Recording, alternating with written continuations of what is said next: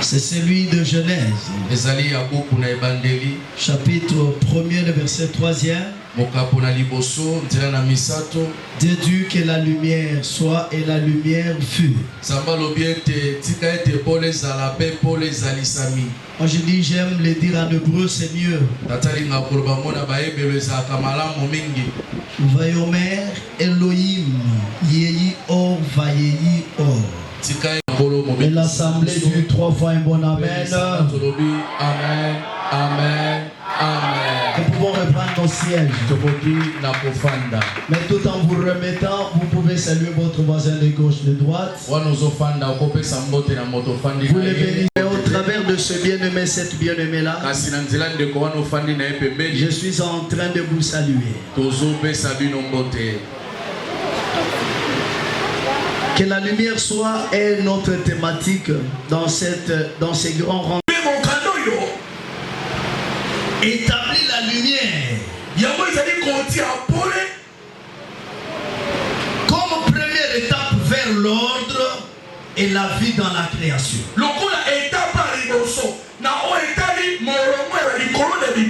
La terre n'avait pas de forme. Et puis Dieu parle. Quand Dieu parle, la lumière arrive. Ça, c'est déjà l'étape vers l'ordre.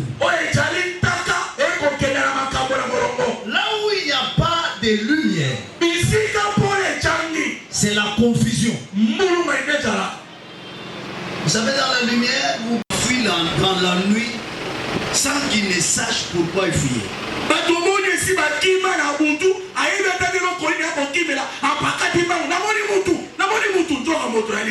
D'ailleurs, heureusement, vous êtes à Kinshasa. Nous, les villageois, c'est compliqué. Tu sors la nuit, tu vas à côté là. Tu te rends compte qu'il y a un serpent. Tu prends fuite. Et puis la nuit là, quand tu regardes, c'est un serpent. Et puis tu peux même crier quand on vient là avec des bras. Tu peux voir un tronc d'arbre. C'est quelqu'un qui est en train de te piller. Et puis quand tu regardes, il y a des choses. Dans la Bible, il y a une femme qui dans la nuit s'était endormie sur son enfant. Parce que c'était la nuit. A oublié aussi son enfant. Je me dis, quelle femme. Je pense que le matin,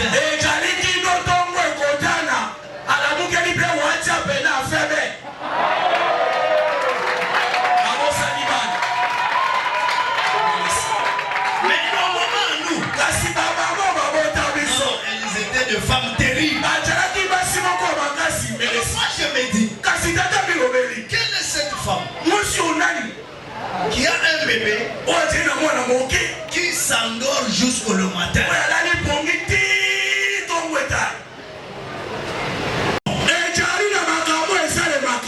Peut-être que dans la nuit de ta vie,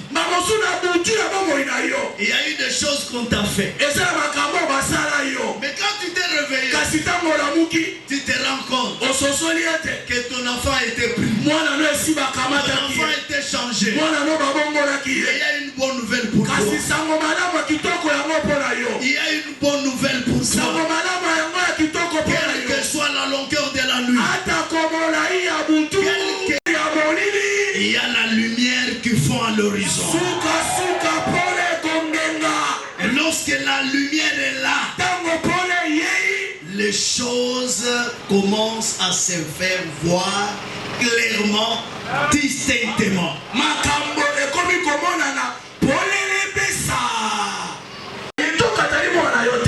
Mais lorsque la lumière arrivera, les réalités se sauront. Est-ce que je peux entendre ton amen?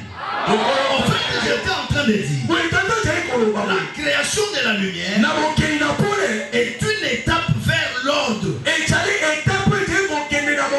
la lumière est là, on sait où mettre les pieds et où ne pas le mettre. Moi, quand je regarde l'église, je me dis, sommes-nous réellement dans les ténèbres ou bien dans la lumière? Parce que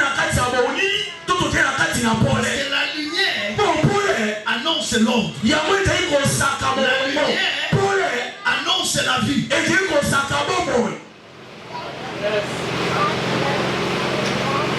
Il y avait le chaos.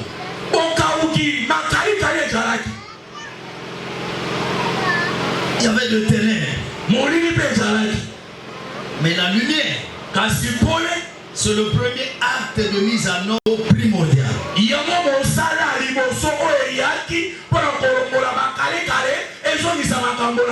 lumière représente les début de la structuration de l'univers.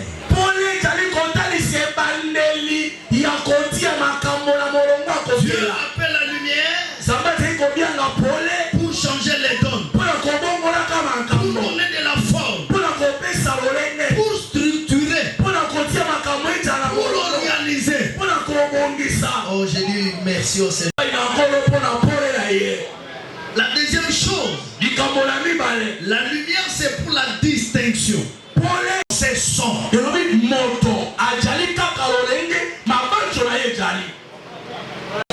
Par rapport à ce que tu t'étais représenté dans ta tête.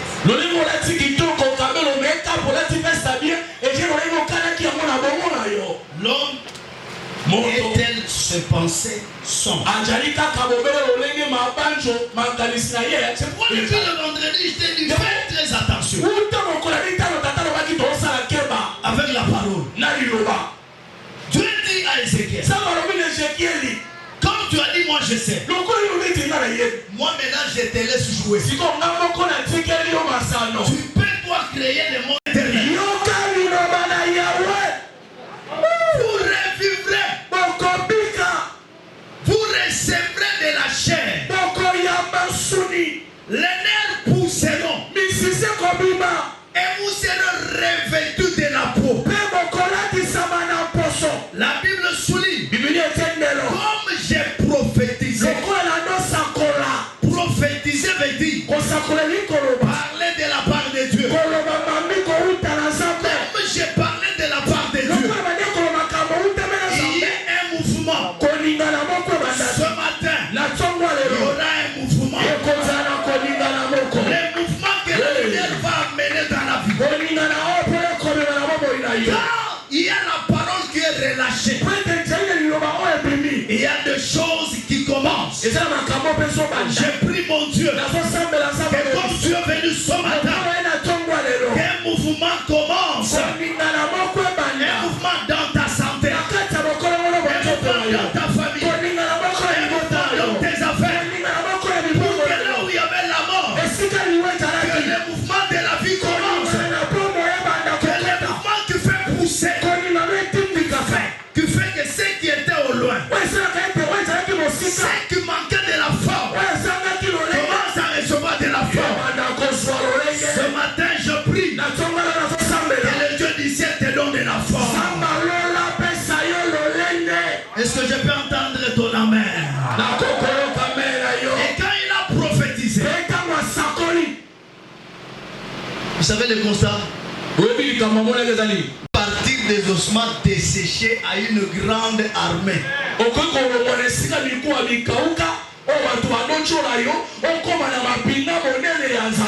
tu hésites de dire amen, je vois Lazare qui pousse un grand cri. Pasteur Maurice, tu as raison. Dans nos villages, quelqu'un qui meurt, il y aura des gens qui viendront vous dire on l'a vu quelque part.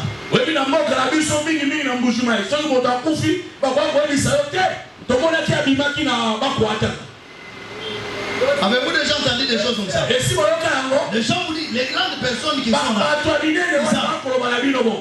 on dit, il est mort. Non, nous on l'a vu quelque part. Ça sous-entend que quand la personne meurt, son esprit est encore quelque part. Chez les Juifs, il y a possibilité. C'est dans 3 jours. La personne peut encore revivre.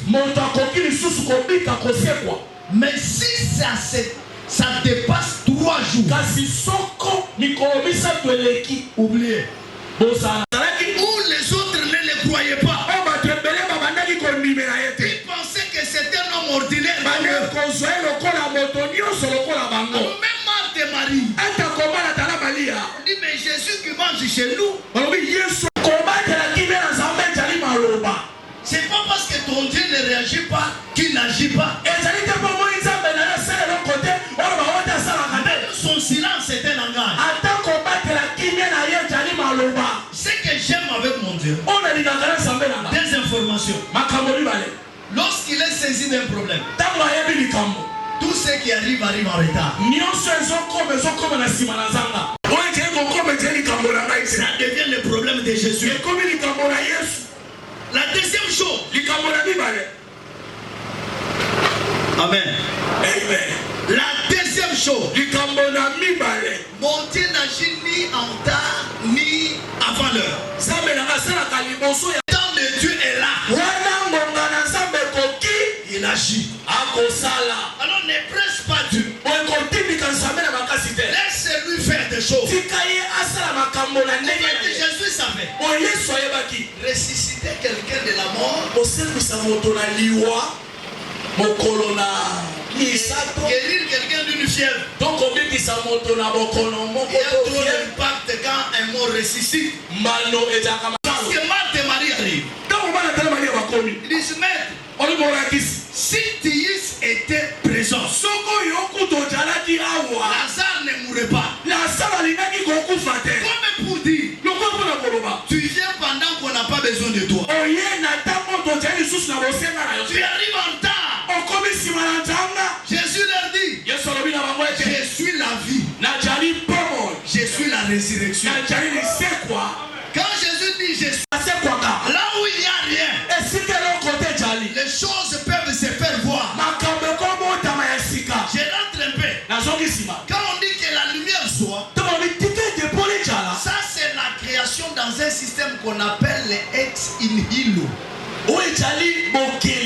C'est-à-dire la création à partir du néant.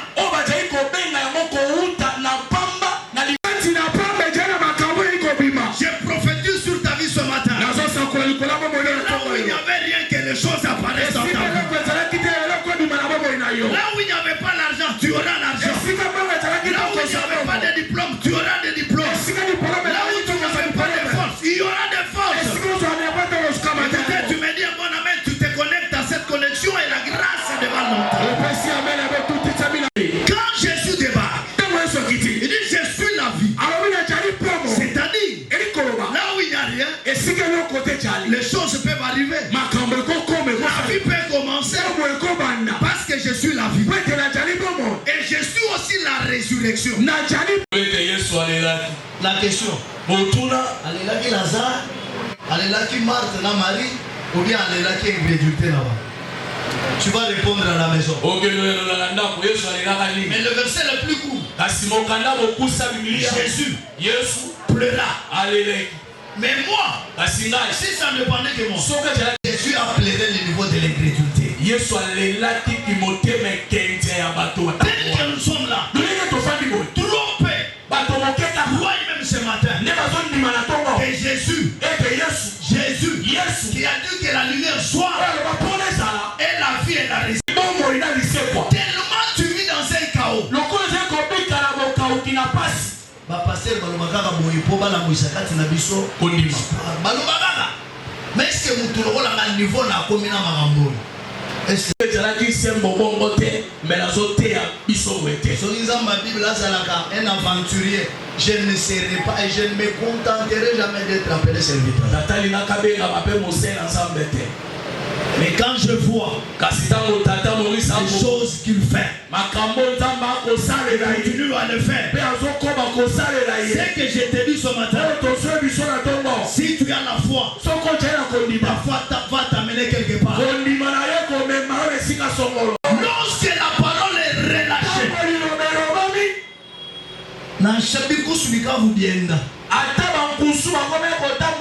même le sang qui avait coagulé,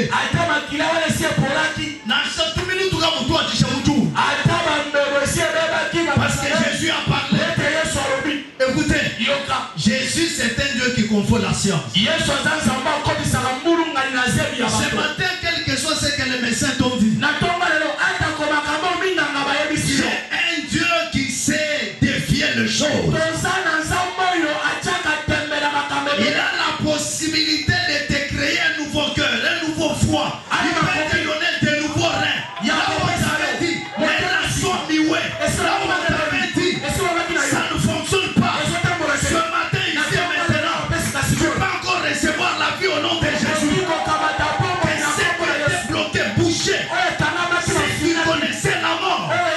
Par la déclaration, il amène l'ordre. Que l'ordre entre dans ta vie au nom de Jésus. Que tout ce qui était ténèbres commence à quitter ta vie. Est-ce que tu peux me donner mon amen? Depuis vendredi, votre pasteur, pour que Nzambi wa séparation à nous séparer. Hekele kufubantu babalo ulimweni ndipo fomuchini mwechi nenu kanu okufato balo wa révélation unizambi mweshe mutu wenda uliwamani que la lumière soit or lumière julo bwa ku séparer malu soki nasha nduka kuvulise ya bantu mitekeni ndipo fwa zambi wa séparation udunu mbushe kulufu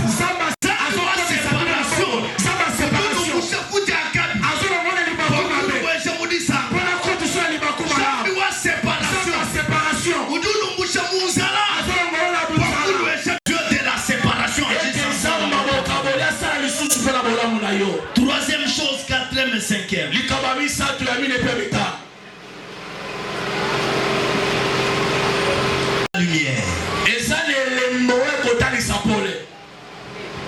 La lumière dans la Bible symbolise la vérité. Vous lirez Ephésiens chapitre 5 verset 8. Autrefois vous étiez ténèbres. Et maintenant vous êtes lumière dans le Seigneur. Marchez comme les enfants de lumière.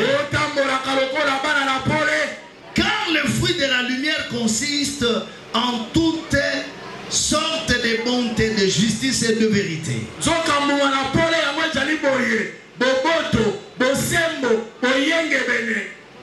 La lumière symbolise la vérité. La lumière symbolise aussi la présence de Dieu. C'est-à-dire là où il y a la lumière, Dieu est là.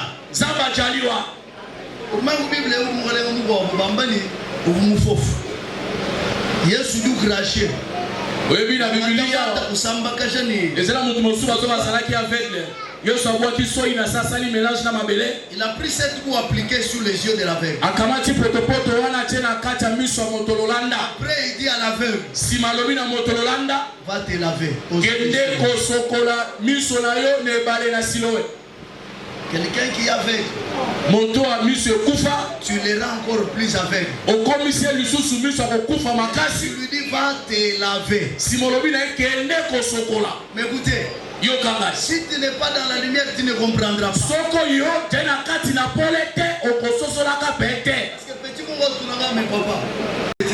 Même toi, tu ne comprends pas ça. Pour que tu comprennes, je te réponds avec un psaume. Le psaume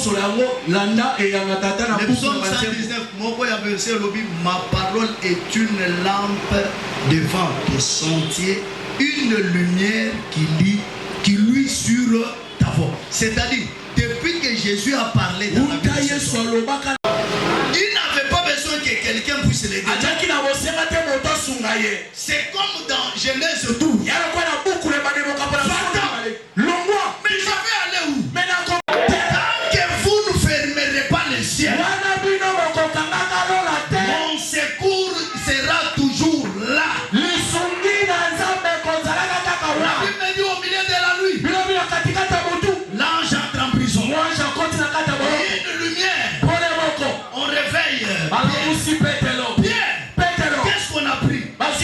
la ceinture. Reprends la ceinture.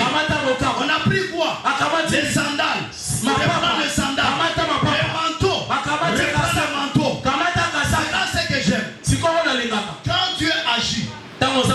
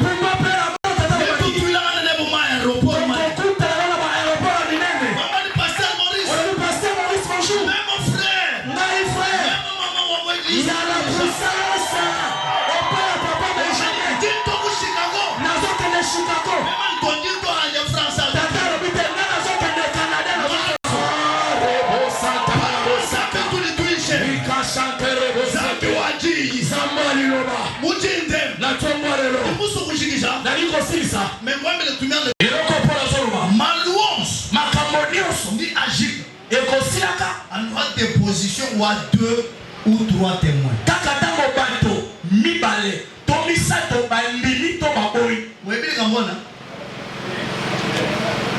Toute affaire se sera par la déposition de 2 ou de 3 témoins.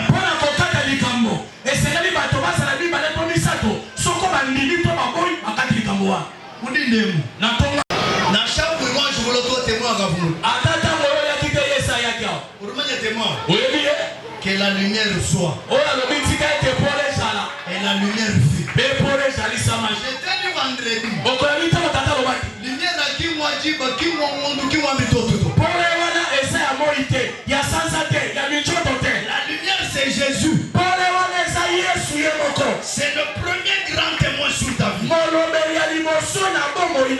Pour que ta vie rayonne. Lui il a dit, je suis venu pour que les brebis aient la vie et soient dans l'abondance. Mais sous nous fléau de témoignage. Pasteur Benjamin ou nous témoigner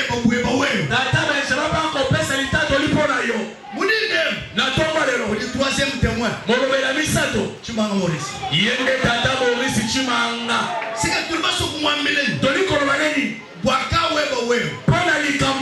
Quel que soit midi moi vous belle boulot je vais pour beaucoup ouais. Atakoba milio bandokalibote na makanagio. Bandu ni babana na kumuzana. Ba ombo bandako teke na bango na zando. Bana boko abadibalo wa muhanyima. Ezra bana musuba ina simao. Bakaji ba ya kushini. Bakomi ko kende machine. We yo kacha wapa. Bando banda na zando. Jinga mbali lelo. Na zoro ba lelo ni Benjamin. Pour la tata Benjamin c'est Chuma. Na tata Maurice troisième témoin. Na molobela misa. Yes.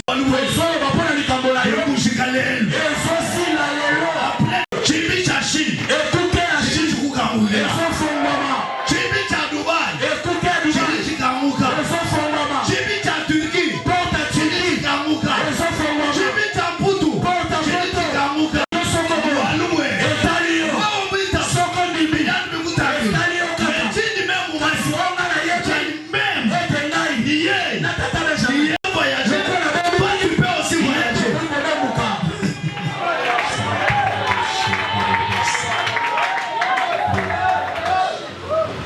Est-ce que je me fais comprendre? Bien sûr, même kasi lokolo moni yango esale. C'est que bini ngwamile mundu bi achala busu. Ego makambota tonso bi sesa de vérité. Bi kwensekele bo bujina ja Yesu. Ko sala bela yo pe na kombo na Yesu. Yesu je ni ngwamila mi. Non si ça faut yebisa o. Bitu tuambe enzeka biyoto. Makambota lo we sale mo. Ndi ngwamila bumori wa kwe kusini. Mugane ho wa bwele mutu we mwajibishi. Okona bokota tabe ko bosala fani na ye papa Maurice alobi kokosa na aliko kwa usimba tango kopu no wana simbi passer moi je l'écoute numéro passer Maurice yaka kotata ta Benjamin kopu wana salini na ta Benjamin oza na numéro passer Maurice talanga okanisa pe tata Maurice wande wa bambelesa bambulu papa yebisa bangone interprète bakosa na ete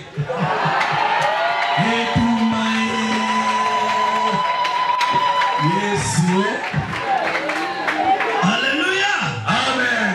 Que la lumière soit. Tu t'es interpellé. Et Jana. Montez son client en prière. Tout le monde se met tout la bichon dans les bonnes lits. Tata les poussins.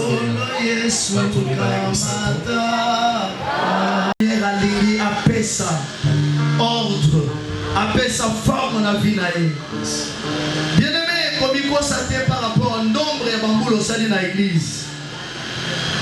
Mais une intimité, une relation personnelle avec Dieu, c'est ce qui importe. Ce matin, si tu es là, tu vas te décider pour la lumière et pour la vie. Et qu'ils grandissent dans cette vie. Inscris leur nom dans le livre de vie. Tu leur donnes la force de vivre, de marcher selon la lumière. Au nom de Jésus. Amen. Amen. Les seigneurs sont au télé. Il n'y a jamais un problème dans sa vie. Que les ciels s'ouvrent. Et que ton peuple, tes enfants deviennent des peuples forts et puissants. Seigneur, en Égypte, le pharaon a fait un constat que ce peuple est en train de monter en puissance. Tu n'as pas changé. Que ce peuple monte en puissance de finances. Recevez la grâce de finances et prospérez au nom de Jésus. Recevez cette bénédiction au nom de Jésus. Amen. Que mon Dieu vous ouvre les trésors du ciel. Que Dieu dépouille 1 million de païens et qu'il y ait transfert et revirement de moyens vers ceux qui sont fidèles à Dieu dans les églises au nom de Jésus. Seigneur, merci pour tout. Au nom de Jésus. Amen. Amen.